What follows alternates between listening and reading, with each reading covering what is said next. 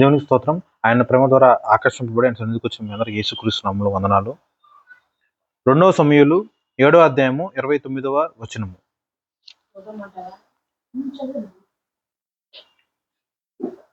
దయచేసి నీ దాసుడైన నా కుటుంబము నిత్యము నీ సన్నిధిని ఉండునట్లుగా దానిని ఆశీర్వదించుము.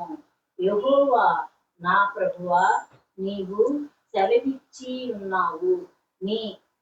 నీ ఆశీర్వాదము నుండి నా కుటుంబము నిత్యము ఆశీర్వదింపబడును గాక.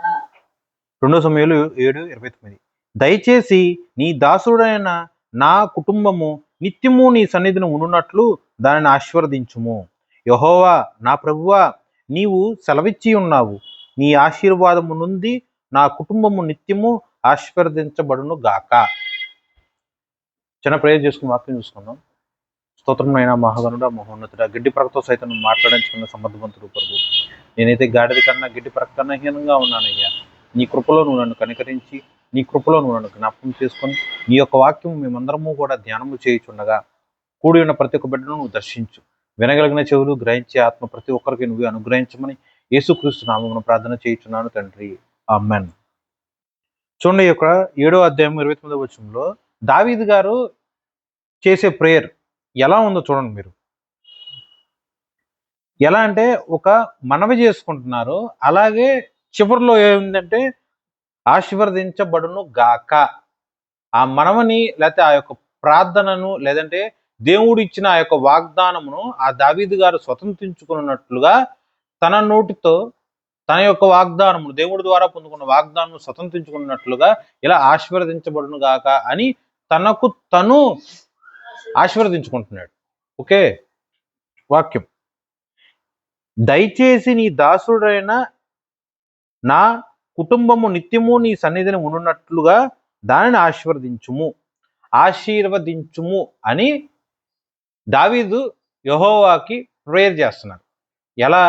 దయచేసి, రిక్వెస్ట్, దయచేసి నీ దాసుడునైన నా కుటుంబమును. కుటుంబం అంటే ఎంతమంది వస్తారు? దాసుడు అంటే ఎంతమంది వస్తారు? ఇక్కడ దావీదు గారు ఎలా రిక్వెస్ట్ చేస్తున్నారంటే దేవుణ్ణి బతిమలాడుకుంటున్నారు. ఆ బతిమలాడుకునే యొక్క క్రమంలో నీ దాసుడుగా ఉన్న నన్ను, అలాగే నా యొక్క కుటుంబమును, అనగా దావీదు యొక్క వంశము, దావీదు యొక్క గర్భం నుండి జన్మించిన ఆయన యొక్క పిల్లల పిల్లల పిల్లల పిల్లల పిల్లలు, ఓకే, ఈ తరము వారందరూ, ఓకే, భూమి తన యొక్క మొదటి దేవుడు రెండో రాకడ ఉంది కదా, అంటే భూమి ఫస్ట్ దేవుడి యొక్క రెండో రాకడ వరకు వచ్చే వరకు కూడా దావీదు గారి తరము ఎంతైతే ఉంటుందో అంతవరకు కూడా దేవుని యొక్క రెండో రాకడ వచ్చే వరకు దావీదు గారి తరము ప్రకారము దేవుడి యొక్క సన్నిధిలో నిత్యము ఉండునట్లుగా దానిని ఆశీర్వదించుము అని చెప్పి మనవి చేసుకుంటున్నారు. అలాగే యెహోవా నా ప్రభువా, నీవు సెలవిచ్చి ఉన్నావు. నాతాను గారు, ఈ యొక్క 7వ అధ్యాయం మొదటి నుంచి మనం చూసినట్లయితే నాతాను గారు ద్వారా ప్రవక్త లేకపోతే దీర్ఘదర్శి అలాగే దైవజనుడుగా ఉన్న నాతాను అను ఆ యొక్క దేవుడి యొక్క సేవకుడు ద్వారా దేవుడి యొక్క వర్తమానం పొందుకున్న దావీదు గారు ఎలా మాట్లాడుతున్నారంటే, నువ్వు నాకు ఇలా సెలవిచ్చి ఉన్నావు అంటే ఇలా నువ్వు నాకు బయలుపరిచావు, నువ్వు నా పట్ల వాగ్దానం చేసి ఉన్నావు, నువ్వు నా పట్ల ఇలా నీ యొక్క చిత్తాన్ని తెలియజేసి ఉన్నావు కాబట్టి నీ ఆశీర్వాదము నుండి నా కుటుంబము నిత్యము ఆశీర్వదించబడును గాక అని తను ఏ మనమైతే చేశాడో అదే మనని తను స్వతంత్రించుకున్నట్లుగా ఆశీర్వదించబడును గాక అని తన నోటితో తన యొక్క జీవితమును అలాగే తన యొక్క గర్భవాసను జన్మించిన ఆ యొక్క నెక్స్ట్ జనరేషన్ పీపుల్ అందరినీ కూడా దావీదు గారు అలా బ్లెస్ చేసుకున్నారు.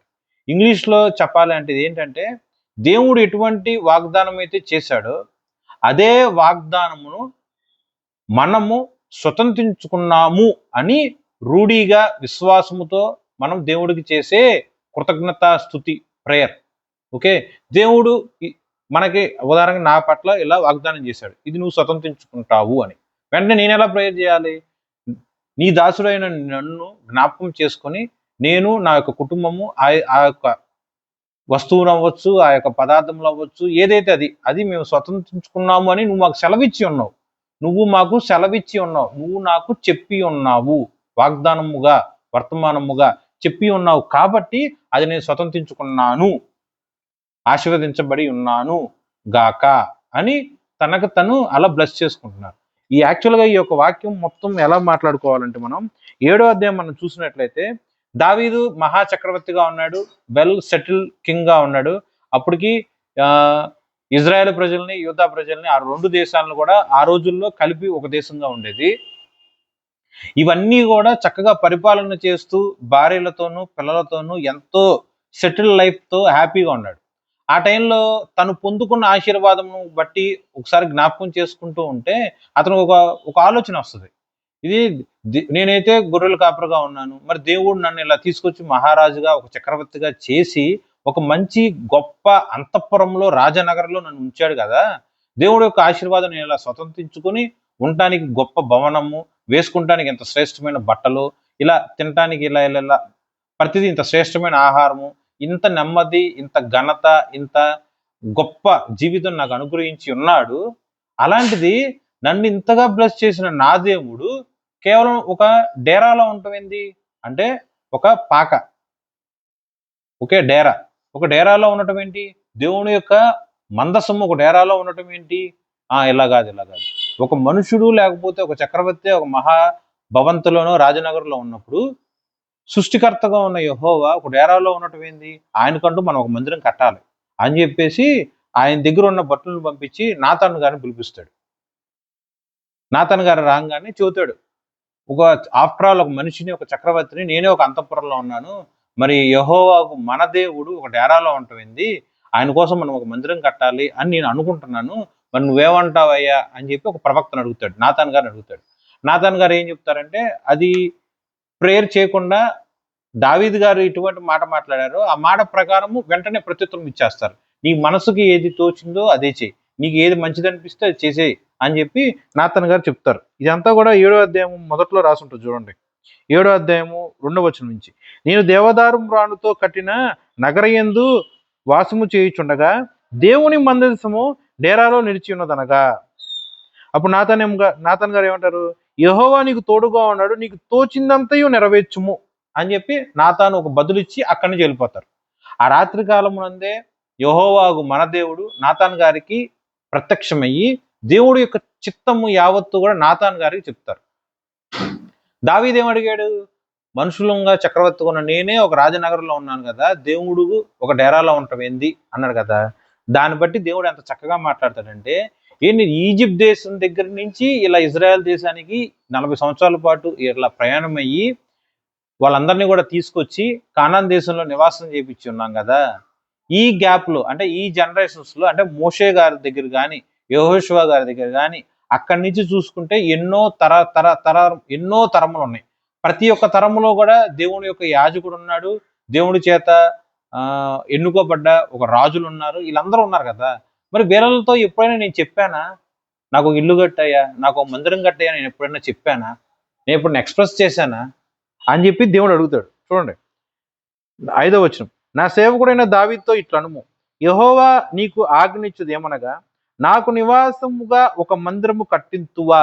Question mark. అది మీకు ఎలా అర్థమవుద్ది?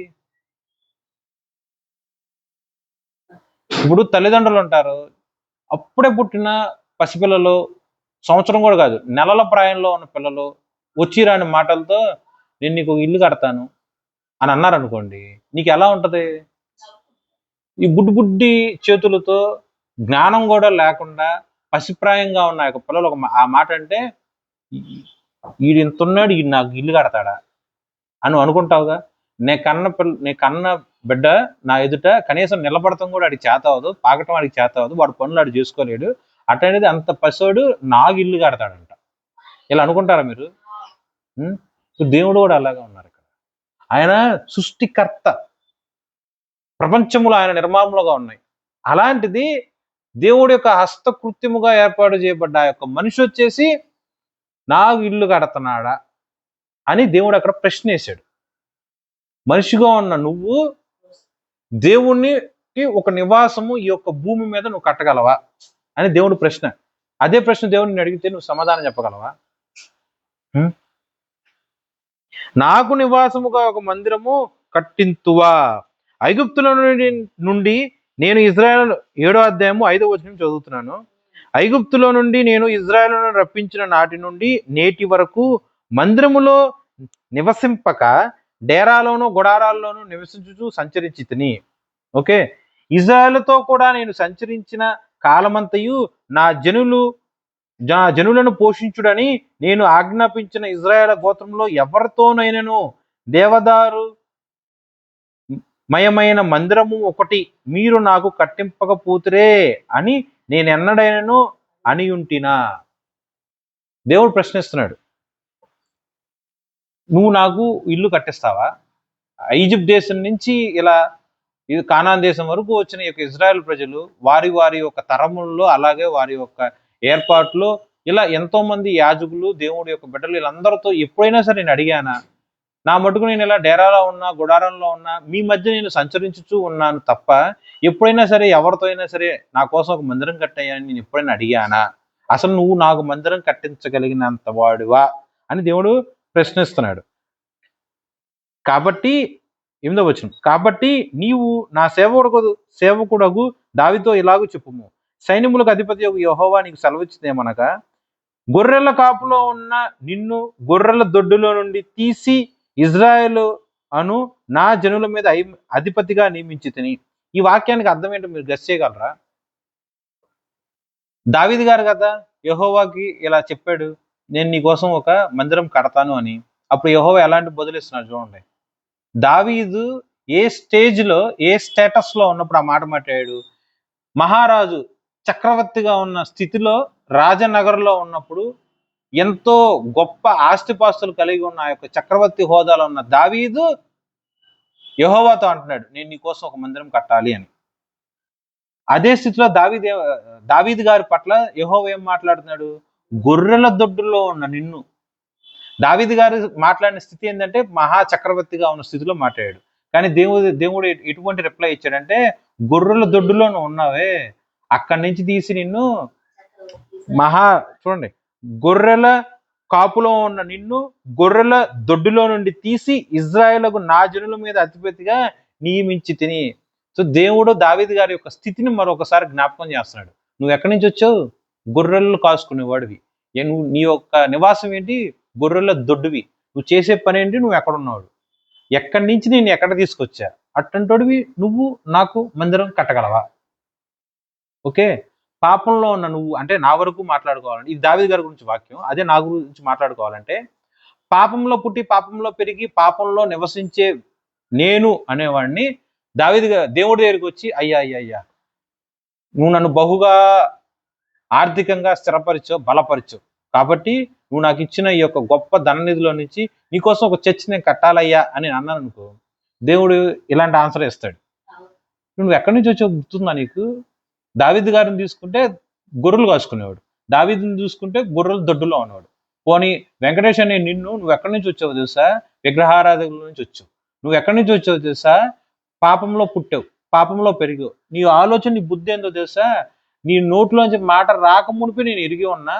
పైపెచ్చు బాల్యం నుండి హృదయ ఆలోచనలు ఎల్లప్పుడూ కూడా, మనుషుడి యొక్క హృదయ ఆలోచనలు ఎల్లప్పుడూ కూడా పాపములే, ఘోరాతి ఘోరంగా మోసకరంగా ఉంటది. అది పరిశుద్ధాత్మ అను ఆ యొక్క నడిపింపులో ప్రేరేపణతో అది మంచి క్రియలుగా ఉంటాయి తప్ప, మనిషి అనేవాడు లేకపోతే వెంకటేష్ అనేవాడు స్వతహాగా పాపం. అలాంటిది నువ్వు నాకు చర్చి కట్టించే అంత వాడివా అని దేవుడు నాకు సమాధానం చెప్తాడు. దావీదు గారు కూడా చూడండి, చక్రవర్తి హోదాలో ఉన్నప్పుడు, సకల ఆశీర్వాదము స్వతంత్రించుకున్నప్పుడు, తనకు కలిగిన ఐశ్వర్యమును, ఘనత, హోదా ఇవన్నిటిని బట్టి దేవుడిని అడుగుతున్నాడు, నేను నీకో మందిరం కడతానయ్యా అని. అప్పుడు దేవుడు దావీదుకి తన యొక్క స్థితి గతిని జ్ఞాపకం చేస్తున్నాడు. ఎక్కడి నుంచి వచ్చావు? గొర్రెలు కాసుకునేవాడు. ఎక్కడి నుంచి వచ్చావు? గొర్రెల దొడ్డులో నుంచి వచ్చావు. అట్లాంటిది నువ్వు నాకు మందిరం. గొర్రెల కాపులో ఉన్న నిన్ను గొర్రెల దొడ్డులో నుండి తీసి ఇజ్రాయేలును నా జనుల మీద అధిపతిగా నియమించి తిని. నీవు పోవు చోటనల్లా నీకు తోడుగా ఉండి నీ శత్రువులందరినీ నీ ఎదుట నిలవకుండా నిర్మూలము చేసి లోకములోని గనులైన వారికి కలుగు పేరు నీకు కలుగజేసి ఉన్నాను. ఈ యొక్క 9వ వచనం నువ్వు చూసినట్లయితే, గొలియాదుని చంపింది ఎవరు అనే దానికి ఇక్కడ మంచి మర్మంతో కూడిన మాటలు మాట్లాడతారు. నీవు పోయిన చోటనెల్లా, అంటే దావీదు గారు ఈ యొక్క వాక్యం ప్రకారం అప్పుడున్న ఆయుష్ ప్రకారం 50 సంవత్సరాలు అవ్వచ్చు, 60 సంవత్సరాలు అవ్వచ్చు, 70 సంవత్సరాలు అవ్వచ్చు. ఓకే, ఇంత ఆయుష్ ఆయన అనుభవించి ఉన్నాడు.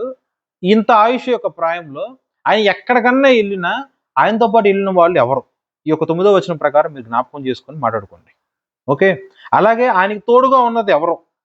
ఆయన దావీదు యొక్క శత్రువులందరినీ కూడా దావీదు గారు ఎదుట ఉంచకుండా నిర్మూలన చేసిన వాళ్ళు ఎవరు? లోకంలో ఉన్న మహా గనులను కీర్తిని పొందుకున్న వాళ్ళకి ఎలా అయితే దావీదు గారి పేరు వాళ్ళకన్నా ఎక్కువ, అంటే ఆల్మోస్ట్ అక్కడున్న ప్రఖ్యాతి చెందిన గనులందరికన్నా కూడా దావీదు గారికి మరి ఎక్కువగా ఒక కీర్తి ఘనత పొందుకున్నాడు. కానీ అవన్నీ ఇచ్చింది ఎవరు? ఈ 9వ వచనంలో రాసి ఉంటుంది, దేవుడే. ఇప్పుడు నీకు 70 సంవత్సరాల వయసు దావీదు, నువ్వు ఇన్ని సంవత్సరాల పాటు ఇన్ని దేశాలతో తిరిగావు కదా, నువ్వు వెళ్ళిన ప్రతి దేశానికి నీకు తోడుగా వచ్చింది ఎవరు? దావీదు యొక్క యుద్ధ సామర్థ్యత యెహోవా. నీకు ముందుగా వెళ్ళింది ఎవరు? యెహోవా. నీ శత్రువులు, ఉదాహరణకి గొలియాదు అవ్వచ్చు, ఫిలిస్తీయులు అవ్వచ్చు, సౌలు గారు అవ్వచ్చు, ఇంకా ఎంతమంది అయితే అంతమంది, వాళ్ళందరినీ కూడా నీ ఎదుట ఎవడో కూడా నిలవకుండా వాళ్ళందరినీ నిర్మూలం చేసింది ఎవరు? దావీదు యొక్క యుద్ధ నైపుణ్యమా? కాదు, యెహోవా. నీకింత ఘనత వచ్చింది ఎక్కడి నుంచి? యెహోవా వలన. నీకింత పేరు, ప్రఖ్యాతి, కీర్తి వచ్చింది, అది ఎక్కడి నుంచి? యెహోవా వలన. ఓకే, సో దావీదు యొక్క స్థితిగతిని అక్కడ దేవుడు జ్ఞాపకం చేస్తున్నాడు. చూడండి, ఇక్కడ నేను దావీదు గారిని తక్కువ చేయాలని కాదు, కానీ మీకు ఎలా అర్థమవుద్దో మీరు పరిశీలనగా చూసుకోండి. దావీదు గారి స్థితిని, అతను యొక్క ఆయుష్లో అతను అనుభవించిన ప్రతిదీ కూడా ఈ 2 వచనాల్లో రాసేస్తుంది. 8వ వచనము, 9వ వచనం. గొర్రెల కాపులో ఉన్నాడు, గొర్రెల దొడ్డులో ఉన్నాడు. ఎన్ని దేశాలు తిరిగాడు, ఎన్ని చోట్లకు వెళ్ళాడు, ఎన్ని యుద్ధాలు చేశాడు, ఎంతమంది శత్రువులను చంపాడు, మరి ఎంత పేరు ఘనత పొందుకున్నాడు. వీటన్నిటికీ కూడా కారణము దావీదు కాదు, కేవలం యెహోవాయే అని ఆ యొక్క 8, 9 వచనాల్లో స్పష్టంగా రాసింది. సో నీ జీవితంలో నీ యొక్క గడిచిన దినం నుంచి ఇప్పటి వరకు నువ్వు దేవుళ్ళలోనికి, రక్షణలోనికి వచ్చినప్పటి నుంచి ఇప్పటి వరకు నువ్వు పొందుకున్న ప్రతి ఒక్క పేరు, ప్రఖ్యాత, ఘనత, కీర్తి, ఐశ్వర్యం, సంపద, రక్షణ, ఇదంతా కూడా యావత్తు దేవుడు నీకు ఇచ్చిన ఉచితమైన కృప అను ఆ యొక్క భిక్ష తప్ప సొంతంగా నువ్వు చేసుకుంది ఏం లేదయ్యా. నిన్ను ఇజ్రాయెల్ మీద మహారాజుగా నియమించిన వాడిని కూడా నేనే అని యెహోవా దావీదు గారికి చెప్తున్నారు. ఓకేనా? అది దేవుడు తను చేసిన గొప్ప మేలును అది ఇలా 8, 9 వచనాల్లో దావీదు గారికి చెప్పారు. అలా చెప్పిన తర్వాత, కానీ ఇక్కడ దావీదు గారు చేసిన ఆ యొక్క మనవి, దావీదు గారు చేసిన యొక్క ప్రేయర్ దేవుడు బహుగా నచ్చి, ఏ మనవైతే చేసి ఉన్నాడో, నేను నీకోసం మందిరం కడతానయ్యా అని ఎటువంటి మనవైతే చేశాడో ఆ మనవని దేవుడు ఓకే చేశారు. కానీ నువ్వు కాదు, నీ యొక్క సంతానము, లేదా నీ యొక్క గర్భంలో నుంచి వచ్చిన నీ యొక్క కొడుకు ఇలా సొలొమోన్ ద్వారా ఆ యొక్క మందిరం కట్టబడుతుంది అని చెప్పి దేవుడు తేటతెల్లగా తన యొక్క చిత్తం యావత్తు తెలియజేస్తాడు. 12వ వచనంలో నుంచి చదువుతా. నీ దినములు సంపూర్ణమగునప్పుడు నీవు నీ పితరులతో కూడా నిద్రించిన తరువాత నీ గర్భంలో నుండి వచ్చిన నీ సంతతిని హెచ్చించి రాజ్యమును అతనికి స్థిరపరచెదను.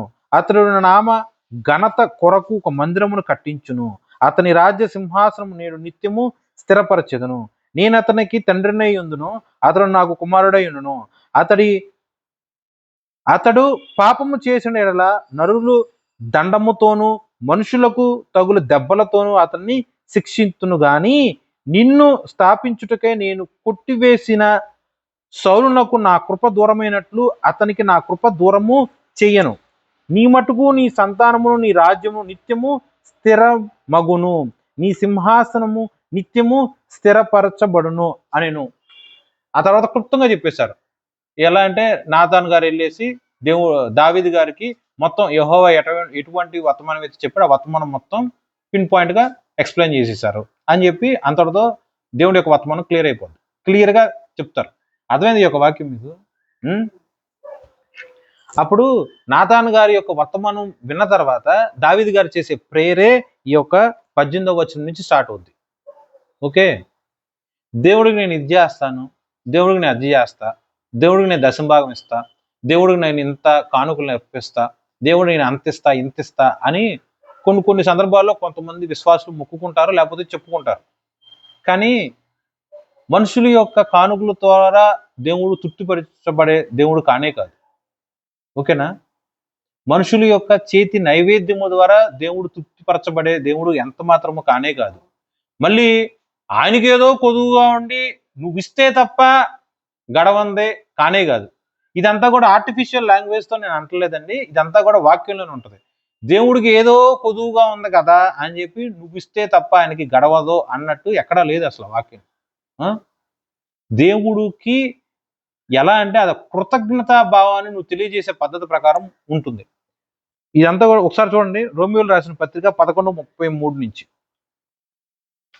రోమియోలకు రాసిన పత్రిక 11వ అధ్యాయం 33వ వచనంలో నుంచి, ఆహా దేవుని బుద్ధి జ్ఞానముల బాహుల్యము ఎంతో గంభీరము, ఆయన తీర్పులు శోధింపనెంతో అవశ్యములు, ఆయన మార్గములెంతో అగమ్యములు. ప్రభువు మనసును ఎరిగిన వాడెవడు, ఆయనకు ఆలోచన చెప్పిన వాడెవడు, ముందుగా ఆయనకు ఇచ్చి ప్రతిఫలము పొందగలవాడెవడు. ఆయన మూలమును ఆయన ద్వారాను ఆయన నిమిత్తమును సమస్తమును కలిగి ఉన్నవి, యుగ యుగముల వరకు ఆయనకు మహిమ కలుగును గాక. రోమియోలు రాసిన పత్రిక 11వ అధ్యాయము 33వ వచనం. ఈ యొక్క వాక్యంలో చూడండి, దేవుడి యొక్క గొప్ప గొప్ప గొప్ప అట్రిబ్యూట్స్ ఇక్కడ రాసి ఉంటాయి చూడండి. దేవుడి యొక్క బుద్ధి, దేవుడి యొక్క జ్ఞానం, దేవుడి యొక్క బాహుల్యం ఎంతో గంభీరము. ఆయన తీర్పులు ఇది ఏంటి అని ఆలోచించడానికి కానీ దాన్ని డీబగ్ చేయడానికి శోధించడానికి కూడా మనిషికి అసలు కుదరదు, అవశ్యం కానీ కాదు. ఎంతో అసఖ్యములు, ఆయన మార్గములు ఎంతో అగమ్యములు. దేవుడి యొక్క మార్గము మనం అర్థం చేసుకోలేం. రోమియోలు రాసిన పత్రిక 11వ అధ్యాయం 33 నుంచి 36. అలాగే ఈ యొక్క 35వ వచనం చూడండి, ముందుగా ఆయనకు ఇచ్చి ప్రతిఫలము పొందగలవాడెవడు అని ప్రశ్న. ఈ వాక్యంలో ఆలోచన చేయండి, ముందుగా ఆయనకి ఇచ్చి ప్రతిఫలం పొందగలవాడెవడు. అలాగే దావీదు గారిని చూసుకుంటే ముందుగా ఆయనకి మందిరం కట్టించి ఆ మందిరం ద్వారా ప్రతిఫలం పొందుకోవటానికి దావీదు ఎంతటోడు? ఆలోచన అయిందా మీకు? ఏమైనా ఆలోచన వచ్చింది ఈ వాక్యానికి? ఎలా కంపారిజన్ చూసారో. 35వ వచనం, ముందుగా ఆయనకు ఇచ్చి ప్రతిఫలం పొందగలవాడెవడో. దాన్ని ఈ యొక్క మనం మాట్లాడుకుంటున్న మూలవాక్యం 2 సమూయేలు 7:29కి కంపేర్ చేస్తూ దావీదు గారు ఇలా మందిరం కడతానన్నారు కదా దేవుడికి, అది ఈ యొక్క రోమియోలు 11:35కి లింక్ చేసుకోండి. ముందుగా ఆయనకిచ్చి ప్రతిఫలం పొందగలవాడెవడు. ముందుగా దావీదు గారు యెహోవాకి మందిరాన్ని కట్టించి దానికి ప్రతిఫలంగా దావీదు ఏమైనా పొందుకోగలడా? అర్థమైందా ప్రశ్న? అది జస్ట్ మిమ్మల్ని అడుగుతున్నా, మీరేం చెప్పగలరా? అంటే ఉదాహరణకి నేను ఉన్నాను, దేవుడి యొక్క మందిరానికి వచ్చేసి 100 రూపాయలు వేసా, లేకపోతే 500 వేసా, లేకపోతే ఎంత కొట్ట నాకున్న డబ్బులు నాకు నచ్చింది ఎంత కొట్టేసా, దాన్ని బట్టి అయ్యా నేను నీకు ఎంత ఇచ్చాగా నాకు ప్రతిఫలం ఇవ్వుదా అని నేను అడుగుతున్నాను అనుకో, ఏమన్నారు? ఇది వ్యాపారమా? మందిరానికి వచ్చి 100 రూపాయలు వేసి దానికి తగినట్టు 10 రెట్లు ఇవ్వు, 70 రెట్లు ఇవ్వు. వాక్యంలో ఉంది కదా, 100 అంతల ఫలము 1000 అంతల ఫలము నాకు ఇచ్చి శోధించు అని. కాబట్టి ఇదిగో నీకు 100 రూపాయలు వేసా, దానికి తగినట్టు నాకు ఎంత ఇవ్వు అని చెప్పి అడగటానికి ఇదైనా వ్యాపారమా? అయ్యా నేను నీకోసం మందిరం కడతా, దీన్ని బట్టి మంచి శ్రేష్టమైన ప్రతిఫలం నాకు ఇవ్వయ్యా అని నువ్వు అడగటానికి ఏమన్నా అర్థం పద్ధం ఉందంటారా? మరి సుమారు 40 సంవత్సరాల కన్నా ఇంక ఎక్కువే ఈజిప్ట్ దేశం నుంచి కనాన్ దేశానికి వచ్చిన ఆ యొక్క 40 సంవత్సరాలు, అక్కడి నుంచి మళ్ళీ యెహోషువ దగ్గర నుంచి దావీదు గారు వచ్చిన ఆ యొక్క కాలం ప్రకారము ఎన్నో తరముల్లో ఉన్నారు. అన్ని తరాల్లో కూడా నేను డేరాల్లోనే ఉన్నా, గుడారాల్లోనే ఉన్నా, మీ మధ్యనే సంచరించా. నాకేమైనా ఇల్లు కావాలి, మందిరం కావాలి, ప్రతిష్ఠింపబడిన స్థలం నాకు కావాలని ఏనాడా నేను అడిగానా? ఎవరితో అన్నా పోని అడిగానా అని చెప్పి దేవుడు అడిగాడు కదా ఇక్కడ. అంటే నువ్వు ఇస్తేనే తప్ప గడవన స్థితి ఏంటి ఆయనకి? ఆయన బుద్ధి ఎంత, ఆయన జ్ఞానం ఎంత, ఆయనకున్న గొప్ప గొప్ప ఈ యొక్క బాహుల్యం ఎంత, ఆయన తీర్పులు ఎంత, ఆయన మార్గములు ఎంత, అలాగే ఆయన మనస్సు ఎరిగినవాడు ఎవడు, ప్రభువు యొక్క మనస్సును ఎరిగినవాడు ఎవడు అనేది ఇక్కడ ప్రశ్న. ఎవరన్నా ఏమైనా చెప్పగలరా? ఏ మనిషికి అది కుదరనే కుదరదు. దానికి ఆన్సర్ ఇక్కడ రాసుంది. ఏ మనిషికి కూడా దేవుడి యొక్క మార్గములు అగమ్యములు, అసఖ్యములు, ఇంకేం తెలుసుకోలేం. అంత గొప్ప దేవుణ్ణి మనం కలిగి ఉన్నప్పుడు ఆ దేవుడికి, అయ్యా నువ్వు నాకు ఇచ్చిన రాజనగరిలో నేను ఉన్నా, నువ్వు మాత్రం డేరాలో ఉన్నావేంది? నీకు ఒక ఇల్లు, నీకు మందిరం నేను కట్టిస్తాలే. ఎందుకు? ఆయనకున్న హోదాను చూసి, ఆశీర్వాదం చూసుకొని, నేను ఇంత గొప్ప స్థితిలో ఉన్నా కదా, నా గొప్ప స్థితికి కారణమైన నా దేవుడికి నేను మందిరం కట్టాలి అని. అది అడిగే పద్ధతి దావీదు గారు మంచి పద్ధతిలోనే అడిగారు కాబట్టి దేవుడు బ్లెస్ చేశాడు. కానీ ఎలా బ్లెస్ చేశాడంటే, దావీదు గారిని ఇలా గొర్రెల కాపు, గొర్రెల దొడ్డిలో నుంచి ఉన్న నిన్ను ఇలా మహారాజుగా చేశా, నీకు ఇన్ని ఆశీర్వాదాలు ఇచ్చా, ఇవన్నిటికీ కూడా కారణము యెహోవాయే. కానీ అట్టి యెహోవాకి మందిరము కట్టి ఆ మందిరంలో మనము అంతవరకే అని ఒక స్పేస్ లిమిట్ ఇవ్వగలిగినంత మనిషికి ఆ బుద్ధి లేదు, ఆ జ్ఞానం లేదు. అది కంప్లీట్ గా రెడికులస్. అర్థమైందా మీకు? 36వ వచనం ఇంకా ఎంతో శ్రేష్టమైన వాక్యం. ఆయన మూలమును, ఆయన ద్వారాను, ఆయన నిమిత్తమును సమస్తమును కలిగి ఉన్నవి. ఓకే, ఇది కూడా మీరు దావీదు గారి జీవితానికి ఈ యొక్క వాక్యానికి ఇంటర్లింక్ చేసుకోండి. దావీదు గారు పొందుకున్న సమస్తము ఎవరి మూల పొందుకున్నారు? దావీదు గారు పొందుకున్న సమస్తమును ఎవరి ద్వారా పొందుకున్నారు? దావీదు గారు పొందుకున్న సమస్తమును ఎవరి నిమిత్తము పొందుకున్నారు? దేవుడు, యెహోవా, యెహోవా, యెహోవా. అంటే దావీదు గారికి అంటూ ఒక ఆయుష్, ఒక మనిషి పుట్టుక అంటూ ఉండకపోతే ఆయన ఇలా మహారాజు అవ్వటం కానీ ఇలా అన్నీ జరిగేదా? సో ఆ మనిషి పుట్టుక ఇచ్చింది ఎవరు? యెహోవాయే. ఎవరి నిమిత్తం దేవుడు మనిషిని లేకపోతే దావీదుని ఏర్పాటు చేసుకున్నాడు? దేవుడి యొక్క ఘనత నిమిత్తం. మనిషి దేవుడిని ఏర్పాటు చేసుకుంది ఒకే ఒకటి, దేవుడు తన యొక్క మహిమను ఆ యొక్క మనిషి ద్వారా పొందుకుంటారు. దావీదు మహాచక్రవర్తి నిజమే, 40 సంవత్సరాల పాటు ఏకదాటిగా ఆ యొక్క రాజ్యాన్ని పరిపాలన చేసి అంత లక్షల కోట్ల ప్రజల్ని చక్కగా చూసుకున్నాడు. కానీ కారణం ఎవరు? యెహోవా. శత్రువులు ఎవ్వరు కూడా దావీదు ముందు నిలవలేరు. దానికి కారణం ఎవరు? యెహోవా. మహారాజు అయ్యాడు, కారణం ఎవరు? యెహోవా. శత్రువులు ఎవరు కూడా నిలబడకుండా మొత్తం నిర్మూలమైపోయారు, కారణం ఎవరు? యెహోవాయే. ఇజ్రాయేల్ రాజుగా బహుగా ప్రపంచంలో ఉన్న గనులు వలె దావీదు గారు కూడా ప్రఖ్యాత, కీర్తి, ఘనత పొందుకున్నారు, కారణం ఎవరు? యెహోవా. ఎవరి ద్వారా నేను బ్రతికి బట్టగట్టా, ఎవరి ద్వారా ఈరోజు ఇక్కడ నిలబడి ఉన్నా, ఎవరి మూలమున ఈ యొక్క వాక్యము మనం అందరం కూడా జ్ఞాపకం చేసుకుంటున్నాం, ఎవరి నిమిత్తము మనం బ్రతికి ఉన్నాము అంటే అది కేవలం యెహోవాయే, యేసుక్రీస్తు ప్రభు, పరిశుద్ధాత్మ దేవుడు. అది మీకు తెలియని వాక్యాలు కాదుగా. ఆది యందు భూమాకాశము దేవుని సృజించాను. ఎవరి కోసం, ఎవరి ద్వారా, ఎవ్వరు ఇవన్నీ కూడా నిర్మాణం చేశారు. చూడండి, క్రాఫ్ట్ మ్యాన్ అంటారు, నైపుణ్యత కలిగిన చేతి పని కలిగిన వాడిని ఇలా గొప్పగా మాట్లాడతారు. మంచి హస్తవాచి అతను ఒక్కసారి ఒక శిల్పం చెక్కితే దాన్ని మనం వర్ణించడానికి కూడా కుదరదు, అంత గొప్పగా రూపురేఖలు పెడతారు అన్నట్టు. ఏదైనా సరే పనోడి గురించి మాట్లాడతారు. చేతి పనితో ఉన్న ఆ యొక్క ఏదైతే అది శిల్పినైనా సరే, ఈ యొక్క మట్టి పాత్రలు చేసే వాళ్ళైనా సరే, ఎవరైనా సరే అలా చేసుకోవచ్చు కదా. దాని ప్రకారం ఈ యొక్క వాక్యంలో ఒక వాక్యం ఉంటుంది. ఎలా అంటే, యెహోవా దగ్గర యేసుక్రీస్తు ప్రభు వారు వర్క్ మ్యాన్ క్రాఫ్టింగ్ లో ఆయన మించినోడు ఎవడో లేడని ఉంటుంది. ఓకే, ఆ వాక్యం కరెక్ట్ గా నాకు రిఫరెన్స్ గుర్తులేదు.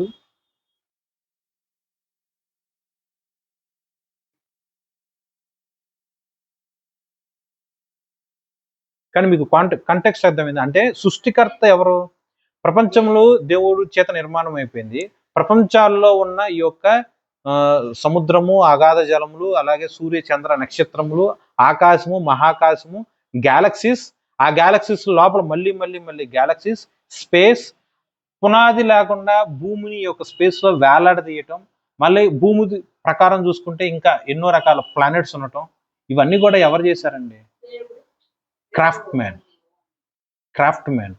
అంత గొప్ప దేవుడి దగ్గరికి వచ్చి, అయ్యా నీకు ఇది చేస్తా, అయ్యా నేను నీకు ఇది చేస్తా, అదే నేను ఇది చేస్తా. కొంతమంది అనుకుంటాం దేవుడికి కొంత డబ్బులు ఇచ్చేసిన తర్వాత నేను ఇంత ఇచ్చా, దానికి ప్రతిఫలంగా నువ్వు నాకు ఇంత ఇవ్వు. నేను నీ మందిరంలో ఇంత గొడ్డు చాకరీ చేశా, దానికి ప్రతిఫలంగా నాకు ఇంత మేలు చేసి పెట్టు, నా పని చేసి పెట్టు. వాక్యం ఉందగా, ఎవడైతే నా పని చేస్తారో నేను వాళ్ళ పని చేస్తాను అని చెప్పి వాక్యం ఉంది కదా. మరి నీ సన్నిధిలో నీ కూర్చొని ఇంత పని చేశా కాబట్టి ఇదిగో నా పని చేసి పెట్టు అని చెప్పి ఇలా అడుగుతూ ఉంటాం. ఇది వ్యాపారం కాదు కదా. నిజమే, వాక్యానికి తగినట్టు అడగాలి, అలాగే దేవుడికి చిత్తమైనవి కూడా అడగాలి.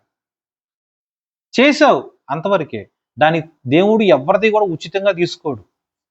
ప్రతిదీ కూడా దేవుడు దానికి తగినట్టు ఆశీర్వదిస్తాడు, కానీ ఆయన యొక్క చిత్తంలోనే ఆశీర్వదిస్తాడు, ఆయన యొక్క తీర్పు ప్రకారమే ఆశీర్వదిస్తాడు, ఆయన యొక్క మార్గంలో ప్రకారమే ఆశీర్వదిస్తాడు, ఆయనకి ఇష్టమైన దాని ప్రకారమే ఆయన ఆశీర్వదిస్తాడు. తప్ప బిజినెస్ ప్రకారం డీలింగ్ కాదు కదా ఇది. ఇది చేసి అది చేసి దాని ప్రకారం ఇలా చెయ్యి అని అంటానికి. కాబట్టి ఈ యొక్క వాక్యము మనం నెగిటివ్ ఆస్పెక్ట్ కింద తీసుకోకుండా దావీదు గారు పొందుకున్న ఆశీర్వాదం ప్రకారము ఆయన అడిగాడు, అయ్యా నేను నీకు కూడా మందిరం కడతానయ్యా అని. మరి ఇదే దావీదు గొర్రెల కాపరిగా ఉన్నప్పుడు ఈ మాట మాట్లాడలేదుగా, గొలియాదని చెప్పినప్పుడు ఈ మాట మాట్లాడలేదుగా. సౌలుకి 1000 కొలది, దావీదికి 10,000 కొలది స్తోత్రములు అన్నప్పుడు, అయ్యా నేను 10,000 కొలది స్తోత్రములు నాకు ఇలా కలుగును గాక అని ప్రపంచంలో ఉన్న ఈ యొక్క ఇజ్రాయెల్ ప్రజలు అందరూ అంటున్నారు కదా, నీకు మందిరం కట్టేస్తానయ్యా అని ఆ రోజు అనలేదే. సౌలు దగ్గర నుంచి పారిపోతున్న యొక్క క్రమంలో అడవుల్లో గృహల్లో ఒక ఎంతగానో ప్రాణాన్ని అరచేతిలో పెట్టుకుని పారిపోయిన క్రమంలో అప్పుడు అనలేదే, నేను నీకోసం మందిరం కడతానయ్యా అని. అప్పుడు అనలేదే. సౌలుని సుమారు 2-3 సార్లు దేవుడు దావీదు గారి చేతికి చిక్కినా కూడా అప్పుడు నా శత్రువు నా చేతికి చిక్కాడు, నీకు మందిరం కడతానయ్యా అని అనలేదే. తర్వాత సౌలు చచ్చిపోవటం కానీ, ఆ తర్వాత దావీదు గారు రాజు అవ్వటం కానీ జరిగింది. దావీదు గారు రాజు అయిన వెంటనే నేను నీకు రాజు అయ్యాను కదా, నీకు మందిరం కడతానయ్యా అని అనలేదే. రాజు అయిన కొద్ది కాలం తర్వాత యూదా దేశం కూడా కలిపి అప్పుడు మళ్ళీ చక్రవర్తి అవుతాడు. మరి అప్పుడు అనలేదే, నేను నీకు ఒక మందిరం కడతానని. పోనీ అది జరిగిన తర్వాత చాలా సంవత్సరాలు గడిచినాయి, అప్పుడు కూడా అనలేదే నీకు మందిరం కడతానని. పోనీ బెత్షెబా అయిపోయింది, ఆ తర్వాత సొలొమోను పుట్టాడు, అప్పుడు కూడా అనలేదే మందిరం కడతాను అని. అతను వృద్ధాప్యంకి చెరువులో ఉన్నప్పుడు అన్న మాట ఇది. అతను పొందుకోవాల్సిన ఆశీర్వాదాలు అన్ని పొందేసుకొని అతను వెల్ సెటిల్డ్ గా ఉన్నప్పుడు అన్న మాట ఇది. ఓకే, అంటే నేను ఎలా మిమ్మల్ని ప్రశ్నిస్తున్నానంటే, తన యొక్క కష్టస్థితిలో ఏనాడు అనలా నేను నీకు మందిరం కడతానయ్యా అని. తను పారిపోయే స్థితిలో ఏనాడు అనలా నీకు మందిరం కడతాను అని. కొన్ని యుద్ధాలు గెలిచినప్పుడు ఏనాడు అనలా తన మందిరం కడతాను అని. ఓకే, తను వెల్ సెటిల్ రిటైర్మెంట్ ఏజ్ వచ్చిన తర్వాత అప్పటికి అన్ని ఆశీర్వాదాలు స్వతంత్రించుకున్న తర్వాత అప్పుడు అన్నాడు, నేను నీకోసం మందిరం కడతాను అని. అప్పుడు మరి నువ్వు గొర్రెల దొడ్డులో ఉన్నవాడి, గొర్రెల కాపులో ఉన్నాడు కదా, అక్కడి నుంచి తీసుకొచ్చి ఇజ్రాయెల్ రాజుగా నేను కదా నేను నియమించాను. అప్పుడు దేవుడు దావీదు గారి యొక్క స్థితిని జ్ఞాపకం చేశాడు. కాబట్టి దావీదు గారు ఎమ్మటే రిప్లై ఇస్తాడు. ఎలా ఇస్తాడంటే 7వ అధ్యాయంలో 18వ వచనం లాస్ట్ లో మాట్లాడతాడు, నేనెంతటి వాడను, నా కుటుంబం ఏ పాటిది. ఓకే, తగ్గింపు స్వభావం. ఎప్పుడు అన్నాడు చూసారు అన్నమాట. దేవుడు దావీదు యొక్క స్థితిని జ్ఞాపకం చేశాడు. అప్పుడు జ్ఞాపకం చేసిన వెంటనే అంటాడు, నేను ఎంతటి వాడను అంటేనే గొర్రెలు కాకుండా, అవునవును నేను గొర్రెల దొడ్లో నుంచి వచ్చినాను, అవునవునవును నువ్వు నన్ను జ్ఞాపకం చేసుకున్నాను, నేను ఏ పాట అని, నా కుటుంబం ఇంకా అసలు ఏ పాట అది అని చెప్పి తన యొక్క స్థితిని జ్ఞాపకం చేసుకున్నాడు. సో ఆ దావీదు అప్పటి నుంచి ఇప్పటి వరకు ఏం పొందుకున్నా మొత్తం దేవుడి వల్ల పొందుకున్నాడు. అలానే దావీదు ద్వారానే మందిరం కట్టాలి అని కూడా దేవుడు ఎక్కడ కూడా పెట్టల.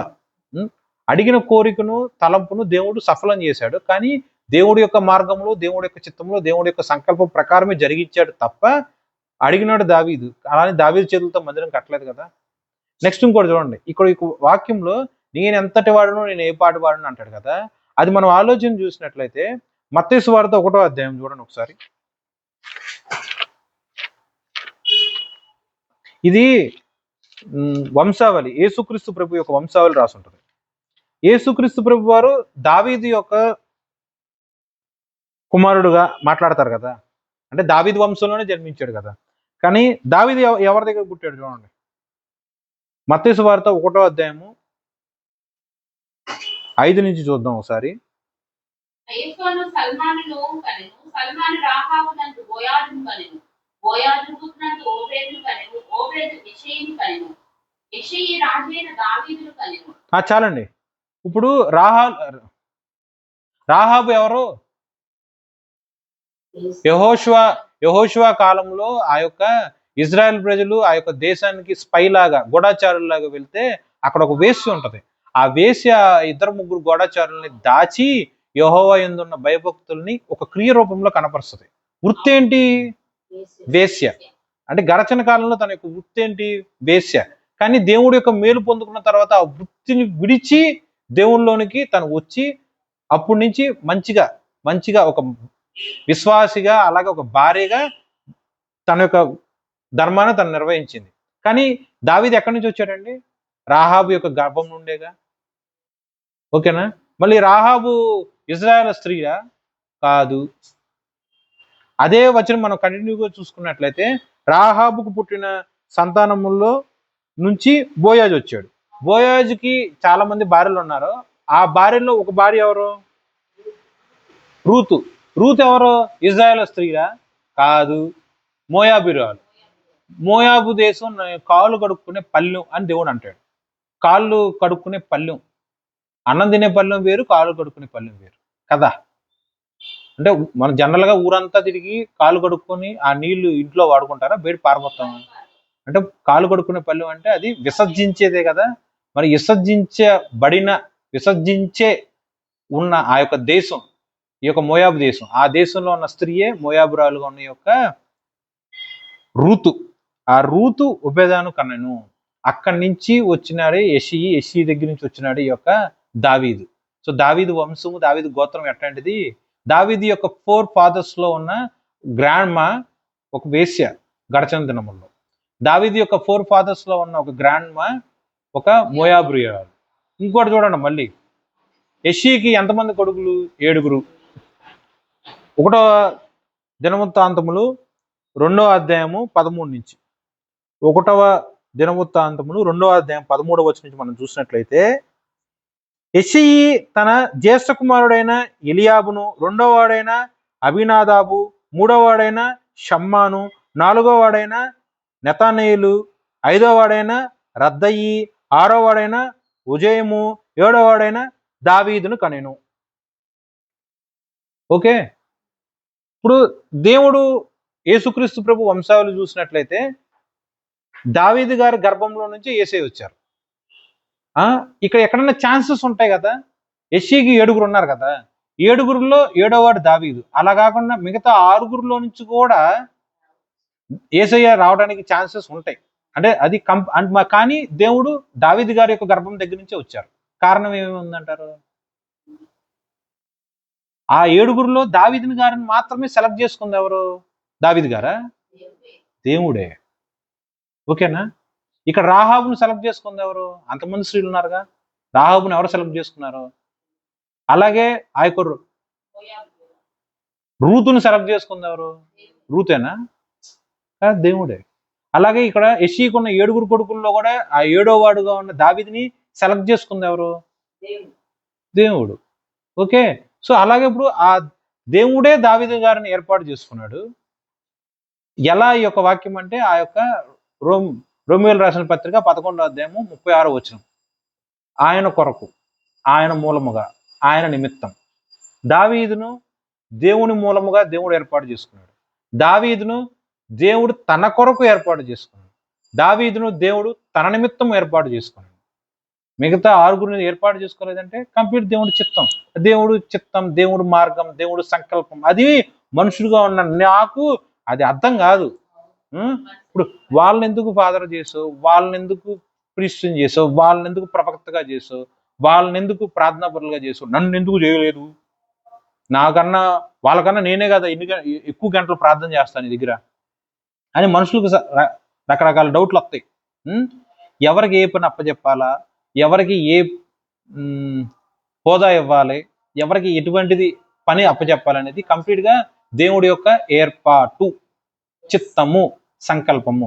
7 మంది కొడుకులు ఉన్నప్పుడు 7లో తండ్రి ఎవరిని ఫిక్స్ చేశాడు? పెద్దోడిని ఫిక్స్ చేశాడు. అప్పుడు సమూయేలు ఏమన్నాడు, పెద్దోడు కాదు పెద్దోడు. ఈవెన్ సమూయేలు కూడా పెద్దోడు భలే హైటు వెయిటు స్ట్రాంగ్ అందంగా ఫెరోషియస్గా ఉన్నాడు కాబట్టి పెద్దోడిని అనుకుంటా రాజుగా దేవుడు ఏర్పాటు చేశాడు అని సమూయేలు కూడా అనుకున్నాడుగా, మానవరీత్యా మానవ చూపు ప్రకారం. కానీ దేవుడి యొక్క చూపు ఎలా ఉంటుంది? కంప్లీట్ ఆయన ఇష్టం. మనిషి అయితే ఈ హైటు ఈ వెయిట్ అని మనిషి అలా దృష్టిలో పెడతాడు. కానీ దేవుడు ఎలా? పై రూపాన్ని దేవుడు లక్ష్య పెట్టాడు. ఆయనకి ఏది ఇష్టమో, ఆయనకి ఏది చిత్తమో, ఆయన ఏది ఎవరి పట్ల కృప కలిగి ఉన్నాడో దాని ప్రకారం దేవుడు ఎలా ప్రొసీడ్ అవుతూ ఉంటాడు. అంతకు మించి మనం వెళ్ళిపోయి 7 ఉన్నప్పుడు నువ్వు దావీదుని ఎందుకు సెలెక్ట్ చేసావు యెహోవా, ఈ పెద్దోడిని చేయొచ్చుగా నువ్వు అని చెప్పి మనం సలహా ఇవ్వడానికి ఎవడమండి మనం? నువ్వు ఇలా ఎందుకు చేస్తున్నావు, నీకు పలానా ఊర్లో పలానా మందిరం కట్టుకుని నువ్వు అక్కడే ఉండు అని చెప్పి మనుషులు ఎవరన్నా దేవుడికి చెప్పగలరండి? సో మన యొక్క భక్తి, మన యొక్క వినయం ఎలా ఉండాలంటే దేవుడికి ఆయనకి నచ్చిన విధంగా మనము ప్రేయర్ చేయాలి. ఆయనకి నచ్చిన విధముగా అంటే ఆయన చిత్తాన్ని ఆయన మనసును ఎరిగి మనం ప్రేయర్ చేయాలి. లేకపోతే ఈ యొక్క బైబుల్ ఆధారంగా మన యొక్క మనముల్ని దేవుడికి సమర్పించాలి. అంతకు మించి నేను ఇది ఇస్తా కాబట్టి నేను ఇంత గొప్పని, నేను ఇది చేశా కాబట్టి నేను ఇంతగా గొప్ప విశ్వాసిని, ఇంత భక్తిపరుని మన గురించి మనం ఎప్పుడు కూడా పోర్ట్రే చేసుకోకూడదు. ఏది జరిగినా అది ఎవరిని ఏర్పాటులోకి వచ్చినా సరే అది కంప్లీట్గా దేవుడి యొక్క చిత్తం. నీ జీవితంలో అయినా నా జీవితంలో అయినా సరే ఎలా ఉండాలి అంటే అది కేవలము ఏదన్నా చేయి, ఎట్టన్నా చేయి, ఎట్టన్నా నడువు, ఎట్టన్నా ప్రవర్తించు, సమస్తము ఆయన నిమిత్తం, సమస్తము ఆయన ద్వారా, సమస్తము ఆయన మూలం. ఓకే, సో నేను ఇప్పుడు నా ఆయుష్ ఇలా 41 years. అసలు నేనంటూ బ్రతికాను లేకపోతే జన్మించాను అంటే దేవుని మూలముగా నేను జన్మించాను. ఎవరి ద్వారా ఈ వాక్యం చెబుతున్నారు, ఎవరి ద్వారా నిలబడి ఈ యొక్క పని చేస్తున్నారంటే దేవుడి ద్వారా. ఎందు నిమిత్తం ఈ పని చేస్తున్నారంటే దేవుడి నిమిత్తం. సో నువ్వు చేసే క్రీస్తు పని ఏదైనా సరే అది దేవుడి ద్వారా, దేవుడి మూలముగా, దేవుడి నిమిత్తం చేస్తున్నావు. అనగా మనిషి మూలముగా నువ్వు చెయ్యట్లా, మనిషి కోసం ఈ పని చెయ్యట్లా, మనిషి నిమిత్తం ఈ పని చేయట్లా. మనం ప్రార్థన చేసినా, ఎవరన్నా ఇంటికి వెళ్ళి లేని వాళ్ళకి ఏదైనా పని చేసి పెట్టినా, ఈవెన్ దేవుడికంటూ నీకున్న ఆస్తిపాస్తుల్లో దేవుడు నీకిచ్చిన, దేవుని మూలముగా నువ్వు స్వతంత్రించుకున్న ఉద్యోగమో, వ్యాపారమో, స్థిరాస్తులో, పొలమో ఏదన్నా నువ్వు దేవుడికి ఇచ్చినా దేవుడి నిమిత్తం, దేవుడి ద్వారా, దేవుడి కోసం. అంతకు మించి మనిషి అంటానికి ఎక్కడా లేదు. సొంతము నా నా నా అంటానికి లేనే లేదు. ఇంత ఇచ్చా కాబట్టి ఇది చేసేయ్యా అని చెప్పి ఒక వ్యాపార దూరంలో కూడా దేవుడిని ఎప్పుడు కూడా మనం అడగకూడదు. కాబట్టి వాక్యం అర్థమైందండి ఇంతవరకు? ఈ వాక్యం దేవుడు మన హృదయాల్లో ఫలించి వృద్ధి చేయను గాక. ఆమేన్.